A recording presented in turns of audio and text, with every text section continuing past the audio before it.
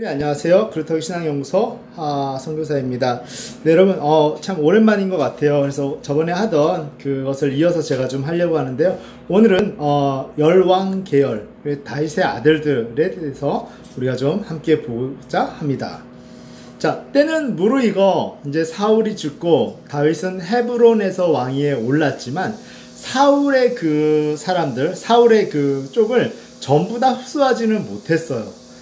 사울의 군대 장관 아브넬은 사울의 남은 아들 이스보셋을 추대해서 사울 왕가를 내세우고 있었습니다. 양쪽이 대립 중이던 그때 아브넬이 사울의 첩을 좀 건드려요. 첩을 건드립니다. 이것을 목격한 이스보셋은 자존심이 상했겠죠. 물론 자기의 첩은 아니지만 자기 아버지의 첩을 건드린 이 아브넬에 대해서, 군대 장관에 대해서 분노합니다. 자기가 세워준 허수아비 왕 이스보셋이 주제를 모르고 나대자 아브넬은 한마디 합니다. 죽고 싶냐? 뭐 이런 뉘앙스로요. 기분 상한 거예요. 그래서 다윗 쪽으로 건너가서 나 투항해버릴 겁니다 라고 얘기합니다.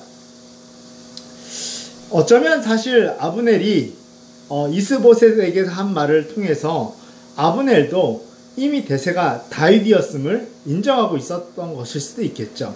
어쩌면 이런 식으로 투항하는 형식으로 다윗 왕국에서 한 자리 이어가려는 계산도 있었을 수도 있겠죠. 왜냐하면 이미 아브넬 자신은 사울의 잔당에 불과한 상황이었기 때문에요. 이것을 타개할 방법이 필요합니다. 잘하면 사울의 남은 아들 이스보셋을 왕으로 추대한 것도 투항할 때 굵직한 인사가 되려고 했던 계산은 아닌가 싶어요. 여기서 다윗은 기뻐하며 진심으로 투항하는 거라면 사울의 딸, 즉 다윗 그의 전부인 미갈을 데려오라고 합니다. 미갈도 참 불쌍하죠.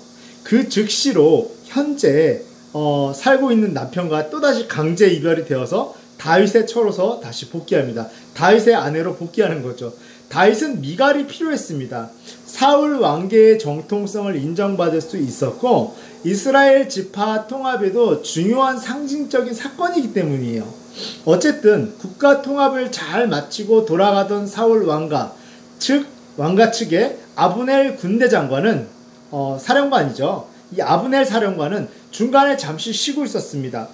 뒤늦게 이 사실을 안 요압은 난리가 납니다. 요압은 누구인가요? 다윗의 조카이자 다윗 측 왕가의 군대 장관입니다.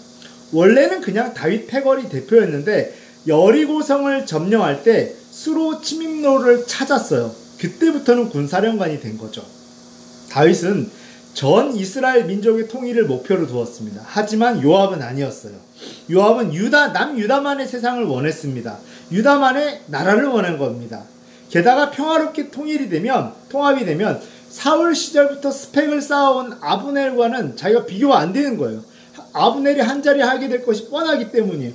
그래서 다시 그를 불러 죽여서 자신의 죽은 다윗과 이야기가 잘 된 요압을 아브넬을 불러서 요압이 죽여버립니다.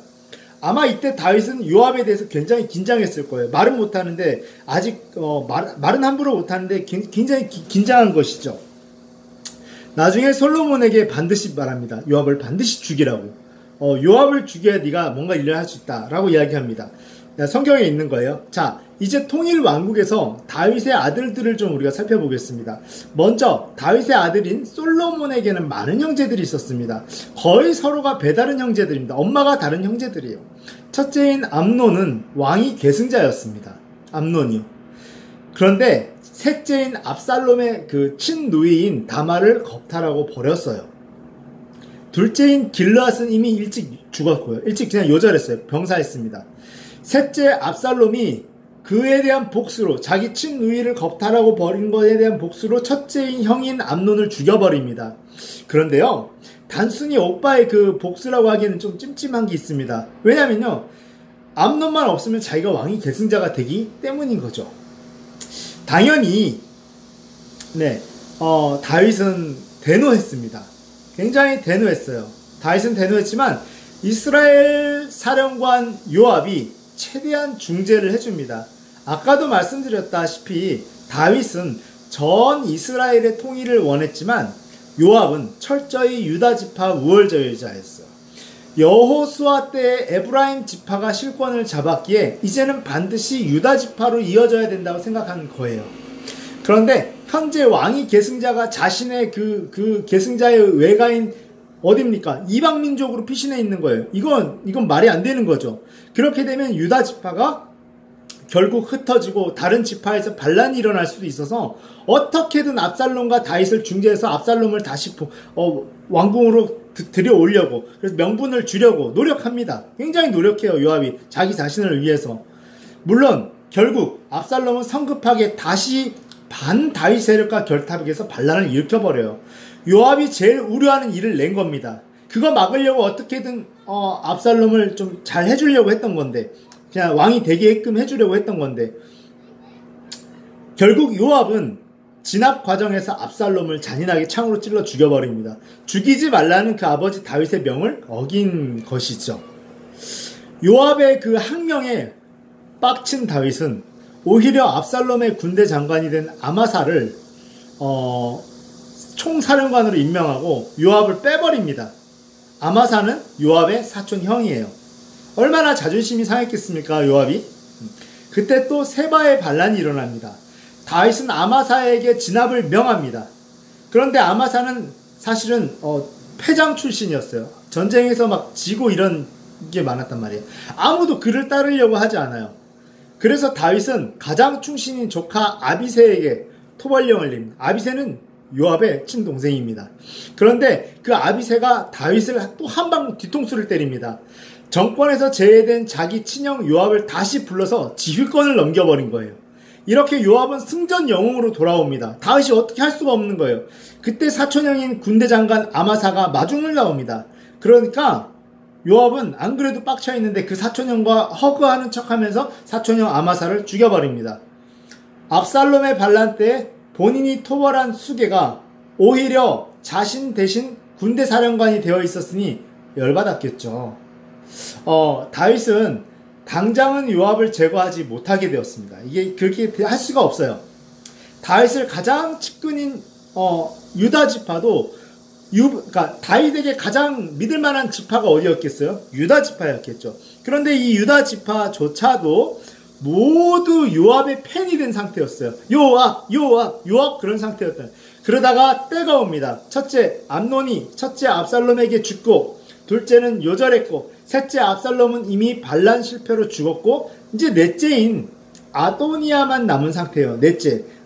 넷째라 그럴지 글자도 네 글자입니다.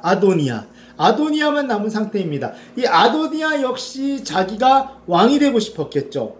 요압 입장에서는 다섯 번째인 솔로몬이 썩 편하지는 않아요. 솔로몬이 훌륭하다는 건 압니다. 그런데 솔로몬이 되면 안 돼요. 요압 입장에서는. 왜일까요?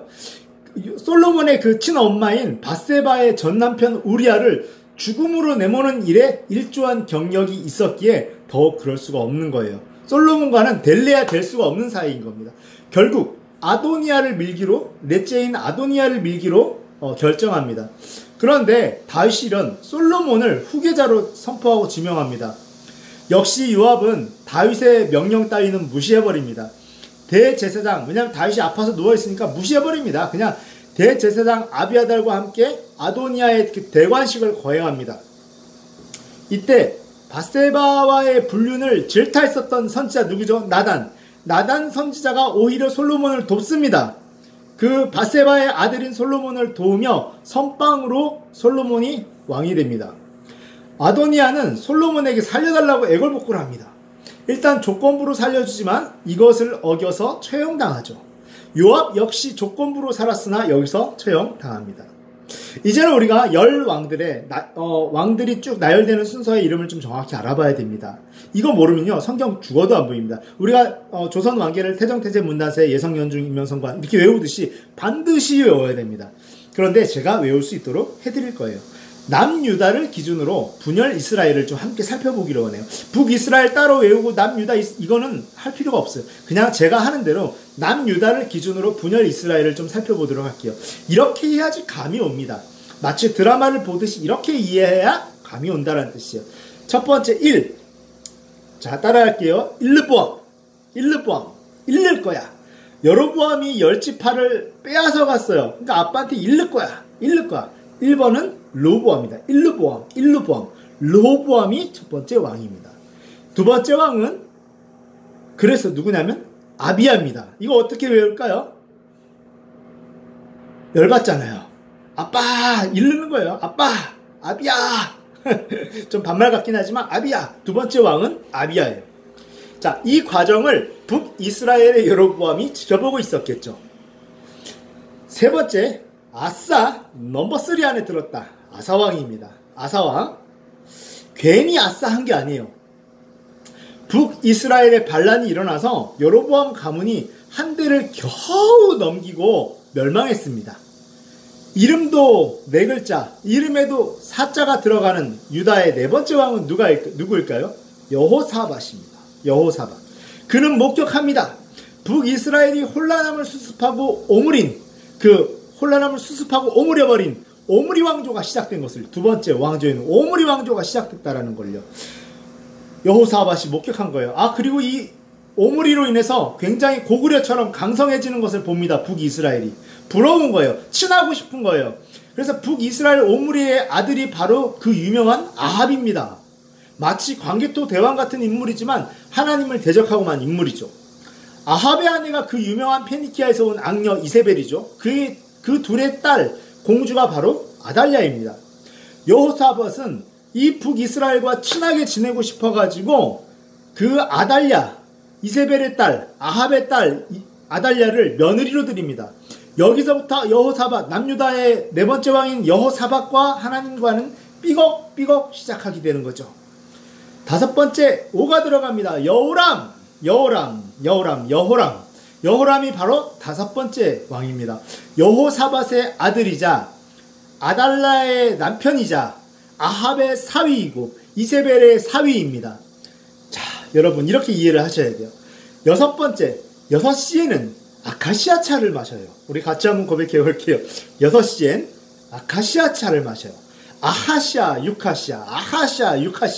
여섯 번째 왕인 아하시아는 아합과 이세벨의 딸입니다. 남유다에서 이런 일이 일어나고 있었어요. 그러니 아하시아 왕은 자신의 혈육인 북이스라엘의 요람 왕과 함께 작당 모의를 하고 다니다가 아하시아가 전사해버립니다. 어머나. 아합의 손자 북이스라엘의 왕 요람은 병거 타고 도망쳐오다가 예후 장군에게 참살됩니다. 그렇게 결국 북이스라엘의 두 번째 가문인 누구죠? 그 오므리 왕조가 끝나버린 겁니다. 예후는 계속 쫓아가서 이세벨까지 죽이고요. 그렇게 하나님의 섭리 가운데 북이스라엘에는 예후에 의해서 세 번째 가문 예후 왕조가 시작되는 겁니다. 예후 왕조가 세 번째 시작된 겁니다. 그런데 자, 이제는 남유다의 왕, 일곱 번째 남유다의 그 여왕이 생깁니다. 여섯 번째 왕인 아하시아, 유카시아. 6시에는 아카시아 차를 마셔요. 아하시아 왕, 여섯 번째 왕인 아하시아가 죽자 그의 어머니 아달랴는 사실 곤란해졌어요. 북쪽에 있는 자기 가문이 순식간에 멸망되어서 북쪽으로 돌아가도 죽고 남쪽에 남아도 좀 골치 아프고 결국 자기가 급하게 남유다의 여왕을 해먹습니다. 여왕이 없던 이 전례 없는 유례 없는 여왕을 해먹는 거예요. 그렇기 때문에 아주 럭키한 거죠. 행운아예요. 럭키 세븐입니다. 그래서 일곱 번째 여왕은 아달랴입니다. 일곱 번째 여왕이 된 아달랴입니다. 여자가 왕을 하다니 이스라엘에서 유일한 여왕이 럭키 세븐 아달랴입니다. 마치 중국에 있는 그 악녀 여왕처럼 다윗의 씨를 다 죽이고 자기 아들의 아들 즉 손자까지 죽이려고 했지만 그 손자는 고모의 도움으로 잘 숨어 있었어요. 그리고 7살이 되던 해 요아스가 할머니를 몰아내고 8번째 왕이 됩니다. 이렇게 외울게요. 파라스, 요아스, 파라스. 7살의 왕이 됐어. 요아스, 파라스. 이게 웃겨요? 여러분 따라하세요. 요아스, 파라스. 요아스가 8번째 왕이 됩니다. 파라스, 요아스. 자, 그리고 이제 그런데 그 요아스는 나중에 자기를 도와준 그 고모부를 제사장이죠. 그 고모부를 나중에 결국 또 고모부의 아들도 제사장인데 또 이렇게 질타하니까 열이 받아가지고 죽여버려요. 참 어떻게 보면 배은망덕한 거죠. 자, 그리고 이제 여러분, 그 야인시대에 나오는 구마적 기억하시나요? 구마적. 구마적. 아홉 번째 왕은 아마샤입니다. 아홉 번째 왕은 아마샤. 그가, 요아스의 아들 아마샤입니다. 그리고 10번째 왕이 그의 아들 우시야입니다. 우시야. 박수 10번 시작. 우시야. 박수 10번 시작. 우시야. 그가 우시야입니다. 이때 바로 이사야 선지자가 서서히 존재하기 시작하는 거죠. 마치 여러분 그다음 10일 하면 담을 2개 쳐놓은 것 같죠. 요담. 그래서 11번째 왕은 요담입니다. 자, 12번째 왕은 누굴까요? 여러분 연필 한 타스는 12개죠.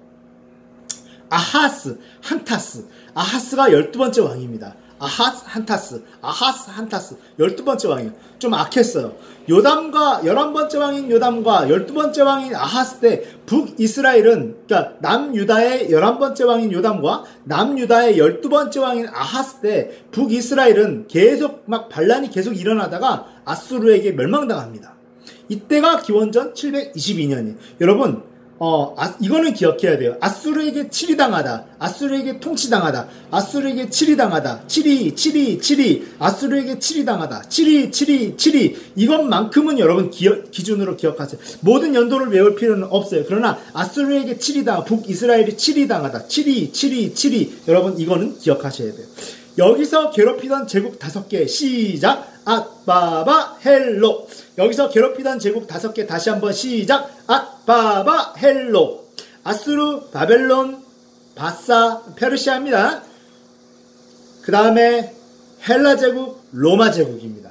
아바바 헬로. 이렇게 이제 아수르의 이제 전성기가 시작된 겁니다. 이렇게 북이스라엘을 멸망시킨 아수르는 이제는 남유다를 향해서 본격적으로 달려와요. 이제 남유다의 13번째 왕은 히스기야입니다. 이 히스기야는 이미 유망한 이사야 선지자를 불러서 포위한 아수르를 물리쳐버립니다. 여러분 13일의 히스테리 13번째 왕은 히스기야 13번째 왕은 히스기야 이렇게 외우셔야 돼요. 안 그러면 이 순서가 왜 중요하냐면 성경이 읽혀지지를 않기 때문에 이 순서는 외워야 됩니다. 이렇게 해서라도 외워야 됩니다. 중요하니까 제가 이렇게 웃기게 하는 거예요. 그래야 돼 외워집니다. 13번째 왕은 히스기야 13일의 히스테리 이렇게 외워야 됩니다. 이미 유명한 이사야 선지자를 불러서 포위한 아수르를 하나님의 능력으로 물리칩니다. 이렇게 아수르와 마주하고 있는 아슬아슬한 남유다의 현실까지 보았어요. 이미 북이스라엘은 아수르에게 망했고 이제 남유다가 아수르와 마주하고 있는 겁니다. 여러분 다음 시간 우리가 다시 만나도록 하겠습니다. 사랑하고 축복합니다.